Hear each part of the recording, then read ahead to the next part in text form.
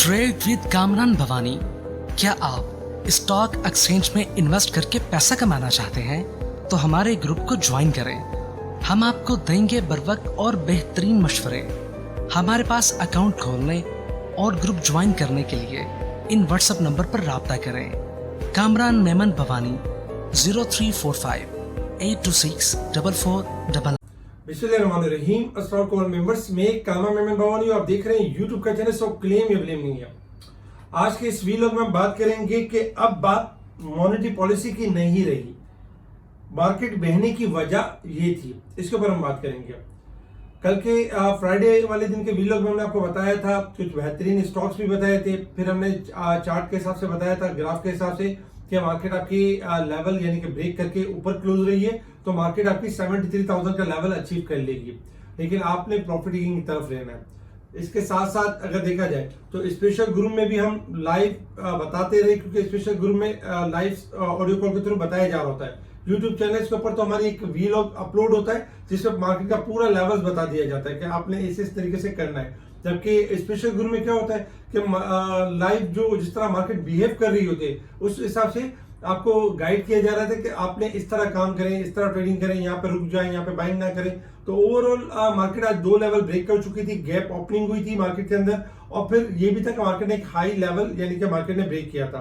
Second number पे ये था कि मॉनेटरी पॉलिसी का एक डिसीजन भी आना था, जिसकी वजह से मार्केट के अंदर आज इस तरह की वॉलेटाइल परफॉर्मेंस रहनी थी। तो फिर हमने देखा कि मार्केट ने यानी कि 73,300 का नया हाई दिखाया और उसके बाद फिर मार्केट के अंदर रही गिरावट। आपको याद होगा कि वीकेंड के ऊपर जो फर्स्ट स्पेशल स्टॉक्स और सेकंड स्पेशल स्टॉक्स, उसमें खास करके ये ताकीद की गई थी कि जो बहुत ज्यादा स्टॉक्स बढ़ चुके हैं उनमें प्रॉफिट टेकिंग होगी। जैसे कि ईफर्ट बहुत बढ़ चुका था, जिसमें मीजान बैंक बढ़ चुका था, जिसमें लकी सीमेंट, बहुत सारे ऐसे स्टॉक थे जो हायर साइड पे जा चुके थे, तो उनमें हमने गिरावट देखी। और हमने देखा कि इंडेक्स में जो गिरावट की वजह बनी 1139 पॉइंट, उन इंडेक्स ने पार्टिसिपेट ज्यादा किए जिनके पॉइंट ज्यादा थे, लकी के पॉइंट ज्यादा थे। बहुत सारे कंपनीज ऐसी थी जो गेन ज्यादा कर गई थी, तो उनमें हमने डिक्लाइन देखा। लेकिन जो स्पेशल स्टॉक शेयर किए गए थे उनमें जॉर्डन के ऊपर का लॉक लगा, GHNI बस दस्तूर ऊपर के कैप की तरफ परफॉर्म करते हुए नजर आया, होंडा कार ने बेहतरीन परफॉर्मेंस दिखाई। इसके अलावा भी जो स्टॉक थे परफॉर्म करते रहे। इसके साथ ही वॉल्यूम में आज 612 मिलियन का वॉल्यूम्स रहे, जो फ्राइडे के वॉल्यूम से ज्यादा थे। फ्राइडे वाले दिन 540 मिलियन के वॉल्यूम थे मार्केट के अंदर। Top volume leader, top gainers, decliner आपके सामने है। अगर हम सेक्टर वाइज देखें तो सेक्टर वाइज में तकरीबन देखा जाए तो कुछ ही सेक्टर आपके पॉजिटिव रहे, insurance, cable, real estate, transportation, transport. जबकि अगर हम मेजर सेक्टर देखें तो पावर सेक्टर आपका डिक्लाइन कर गया। सेकंड नंबर पे oil and gas, chemical, fertiliser, cement sector, तकरीबन तमाम सेक्टर्स के अंदर एक ब्लड बाथ हमें नजर आया। ओवरऑल अगर देखा जाए तो कुछ सेक्टर्स मेंटेन भी करते रहे लेवल्स को।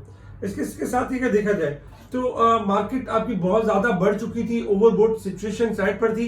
तो मार्केट में एक तो बहने की वजह ये भी थी कि मार्केट एक हाईएस्ट लेवल पे ओवरबोट थी और मार्केट के अंदर एक करेक्शन बनती थी। और मार्केट में जो रूमर्स चल रही थी कि मॉनेटरी पॉलिसी चेंज रहेगी, नहीं चेंज रहेगी, अनचेंज रहेगी, मॉनेटरी पॉलिसी में कमी नहीं कर रहे, वो एक सब जो है प्रॉफिट टेकिंग का एक बाइस बनी। इसके अलावा अगर हम बात करें कुछ न्यूज के हवाले से तो सबसे पहले 1 मई को यानी कि छुट्टी है, हॉलीडे है, तो जिसमें पाकिस्तान स्टॉक एक्सचेंज बंद रहेगी और पूरा पाकिस्तान ही बंद रहेगा। इसके साथ ही हुकूमत खाद के कारखानों को बिला तातुर गैस की फराहमी तैयार। जबकि मॉनेटरी पॉलिसी मार्केट में मॉनेटरी पॉलिसी का जो सर्वे था वो ये था कि 51% की राय में ये था कि शरह सूद 22% बरकरार रखने की तवक्को थी और 49% अनचेंज देख रहे थे, जो कि हमने देखा कि शरह सूद आपका यानी बरकरार रहा है, 22% पे बरकरार रहा। और ये देखा जाए तो शरह सूद मुसलसल 7वां इजलास है जिसमें पॉलिसी रेट आपका 22% बरकरार रहा है। इसके साथ ही SGF ने पहली सेमाई में यानी कि ईयर ऑन ईयर बेसिस में 54.2% इजाफे के साथ मुनाफे में इजाफा किया।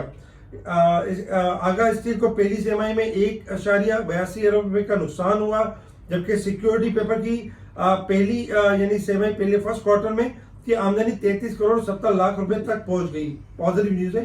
जबकि GCIL माली साल की तीसरी यानी थर्ड क्वार्टर में बॉटम लाइन यानी कि 22.48% इजाफा हुआ। तो ये सारी न्यूज थी। मॉनेटरी पॉलिसी भी आपकी बरकरार रही, अनचेंज रही। अच्छा, बहुत सारे लोग ये थे कि यार मॉनेटरी पॉलिसी अनचेंज रहेगी तो मार्केट गिर जाएगी। तो देखिए ऐसा नहीं है, मॉनेटरी पॉलिसी अगर अनचेंज रहती है तो कोई इसमें बुराई तो नहीं है, क्योंकि मार्केट तो मॉनेटरी पॉलिसी तो आपकी एक ही लेवल मेंटेन कर रही है। हाँ, गिरने की वजह ये जरूर हो सकती है कि कुछ स्टॉक बहुत ज्यादा बढ़ जाते हैं तो फिर उनमें गिरने की वजह करेक्शन होती है। सेकंड नंबर पे मॉनेटरी पॉलिसी अनचेंज रही है तो इसके साथ साथ जो अब मॉनेटरी पॉलिसी से निकलकर अब जो दूसरी बात है, यानी अब जो नेक्स्ट बात वो ये होगी कि अब आपका है कल लास्ट डे है मंथ क्लोजिंग, इसके ऊपर हमने बात करनी है, इसको हमने समझना है, इसको हमने करना है कि मार्केट अब किस तरह क्लोज रहेगी। तो इसके ऊपर हम थोड़ा सा डिस्कस करेंगे। इसके अलावा अगर हम इंटरनेशनल मार्केट की तरफ मूव करें, इंटरनेशनल मार्केट से पहले अगर अनाउंसमेंट की तरफ मूव करें तो आज काफी सारे अनाउंसमेंट रहे, बेहतरीन अनाउंसमेंट रहे, जिसमें बहुत सारी कंपनीज कोई प्रॉफिट में थी, कोई लॉस में थी। इसमें से अगर हम कुछ मुख्तसर कुछ स्टॉक की बात कर लें तो हाई नून की 14 रुपए 40 पैसे की ईपीएस रही, जबकि देखा जाए तो ओवरऑल अगर हम देखें तो आज के दिन में एसजीएफ का 1 रुपए 87 पैसे की ईपीएस रही। इसके साथ साथ बड़े फौजी का अनाउंसमेंट रहा जिसमें 8 रुपए 27 पैसे की ईपीएस रही और 5.5 रुपए कैश डिविडेंड अनाउंस किया बड़े फौजी ने। इसके अलावा भी अगर हम देखें तो जनरल टायर का अनाउंसमेंट रहा 40 पैसे की पॉजिटिव ईपीएस रही। ओजीडीसी का अनाउंसमेंट था जिसमें 2 रुपए का कैश डिविडेंड 11 रुपए 12 पैसे की ईपीएस रही। और इसके अलावा भी अगर हम देखें तो आज पीपीएल का भी रिजल्ट था जिसमें 1 रुपए कैश डिविडेंड और 10 रुपए 16 पैसे की ईपीएस यानी कि रही। इसके साथ ही और भी काफी सारे अनाउंसमेंट थे जिसमें प्लस माइनस यानी चलता रहा। इंटरनेशनल मार्केट की तरफ अगर हम बात करें तो इंटरनेशनल मार्केट में इस वक्त क्रूड ऑयल चल रहा है आपका $83 के पास, $83.17 50 सेंट माइनस है। क्रूड ऑयल आपका डिक्लाइन कर सकता है 82.50 से लेके 80-50 तक मूव कर सकता है। गोल्ड सिल्वर आपके ओवरबोर्ड साइड पे परफॉर्म कर रहे हैं, किसी भी टाइम कोलैप्स कर सकते हैं। $2342 चल रहा है, $4 माइनस है, जबकि सिल्वर माइनस है 5 सेंट माइनस है, 27.47 के करीब चल रहा है। गोल्ड सिल्वर आपका डिक्लाइन कर सकते हैं। डॉलर इंडेक्स में आपका इजाफा एक्सपेक्टेड है। अच्छा, इसके अलावा resistance level and support level आपके सामने है। अगर हम resistance level and support level की बात करें तो 72,050 हमारा रेजिस्टेंस लेवल होगा, 71,358 हमारा सपोर्ट लेवल होगा, जबकि मार्केट 756 पॉइंट इस वीक के स्टार्टिंग से ही, मार्केट जो पिछले वीक में 800 पॉइंट ओवरबोट थी, मार्केट ने उसको एडजस्ट कर लिया और मार्केट इस वीक के हिसाब से 750 पॉइंट ओवरशॉट की साइड पे परफॉर्म कर रही है।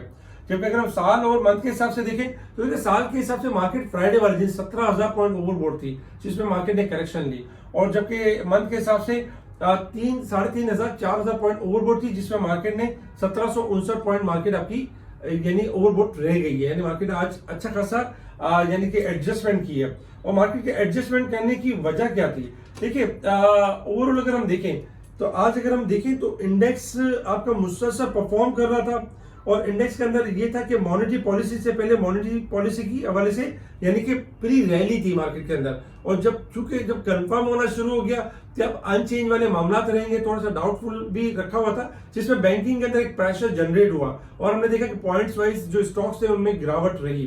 तो आज के दिन अगर हम देखें तो बहुत ज्यादा जिसे नुकसान नहीं हुआ है, इंडेक्स बहुत ज्यादा अपने आप को करेक्ट करके और स्टॉक के जो प्राइस थे वो कम ही टूटे हैं। लेकिन ये बहुत अच्छा है कि अब इंडेक्स के अंदर जगह भी अच्छी खासी बन चुकी है। तो ओवरऑल यानी कि अब यानी कि मार्केट के अंदर रिकवरी का एक अच्छा फेज बन चुका है।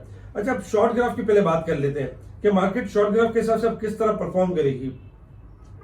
देखिए शॉर्ट ग्राफ के हिसाब से फ्राइडे वाले दिन तो मार्केट का एक लेवल ब्रेक था और मार्केट तेजी के ट्रेंड के ऊपर थी।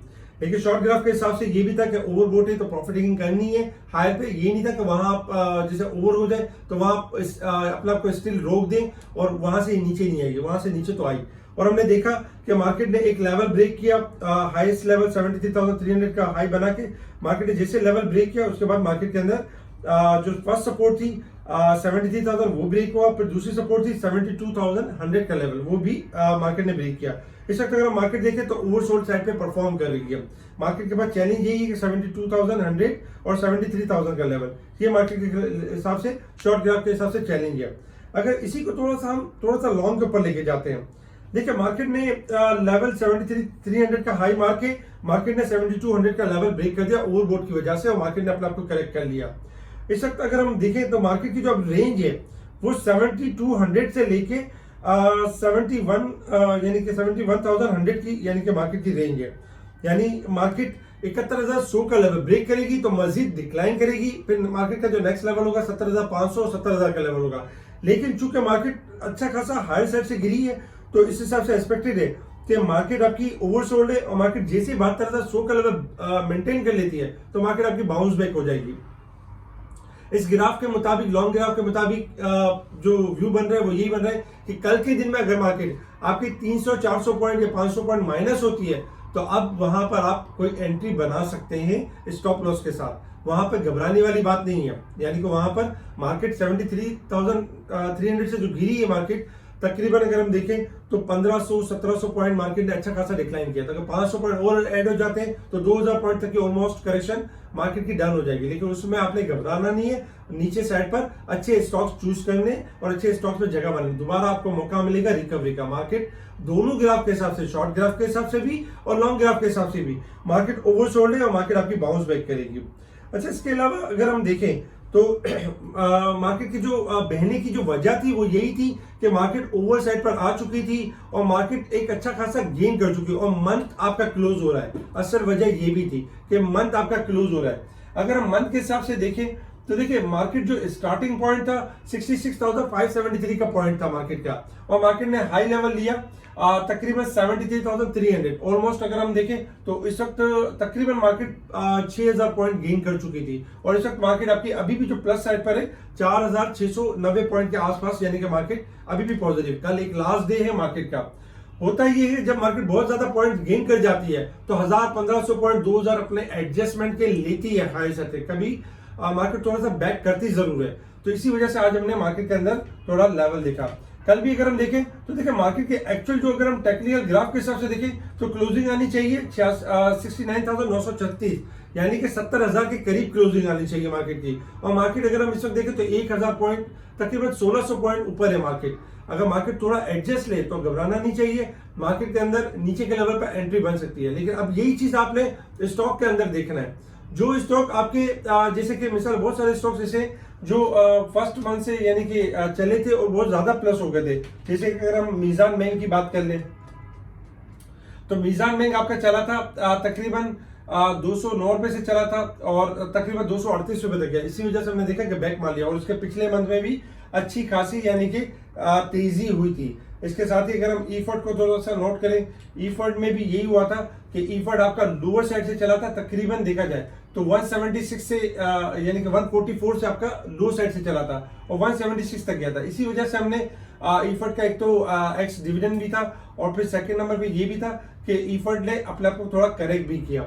तो यही वजह थी कि जो स्टॉक्स आपके ओवरबोट हो चुके हैं मंथ क्लोजिंग के हिसाब से आपको एडजस्ट कर सकते हैं। तो कल ये एहतियात करनी है, आपने ये देखना है कि जो स्टॉक ज्यादा बड़ा हो उसमें एहतियात बरतिएगा ताकि ऐसा ना को वो अपना थोड़ा एवरेज की या अपनी करेक्शन करने की वजह से थोड़ा नीचे आ जाए। इसके साथ ही मॉनेटरी पॉलिसी जो आपकी आ चुकी है तो इसके हवाले से अगर देखा जाए तो बैंकिंग सेक्टर जो कि थोड़ा प्रेशर ले रहे थे कल थोड़ा डिप पर जाते हैं तो दोबारा रिबाउंड होने की ताकत रखते हैं। रिफाइनरीज आपकी मजबूत है, परफॉर्म कर सकती हैं। ऑटो सेक्टर में ये कि ऑटो सेक्टर नो डाउट इस पूरे मंथ में बेहतरीन चला है, जिसमें GHNI, होंडा कार है, दीवान फारूक मोटर है, लेकिन स्टॉप लॉस के साथ ट्रेडिंग करें, थोड़ा सा एडजस्टमेंट की तरफ आ सकते हैं। इसके अलावा ऑयल सेक्टर आपका परफॉर्म कर सकता है क्योंकि चला नहीं है। अच्छा, साथ साथ अगर हम देखें तो सीमेंट सेक्टर ने आज अच्छी खासी गिरावट ले ली, लेकिन कल इंशाल्लाह ऐसे है कि अब बहुत ज्यादा गिरावट एक्सपेक्टेड नहीं है। तो कोशिश ये कीजिएगा अच्छे स्टॉक में काम करें। कुछ स्टॉक के सपोर्ट्स लेवल्स आपके सामने हैं, ये सपोर्ट्स लेवल अगर ब्रेक होंगे तो डिक्लाइन करेंगे, अदरवाइज बाउंस बैक करेंगे। इसके अलावा स्पेशल ग्रुप में गाइड किया जा रहा था इंडेक्स के हवाले से, स्पेशल स्टॉक के हवाले से। स्पेशल ग्रुप से जुड़ने के लिए आप कांटेक्ट कर सकते हैं मेरी टीम को, मेरी टीम आपको स्पेशल ग्रुप में ऐड करेगी। ठीक है जी, शुक्रिया। कामा मेमन बावानी, अल्लाह हाफिज।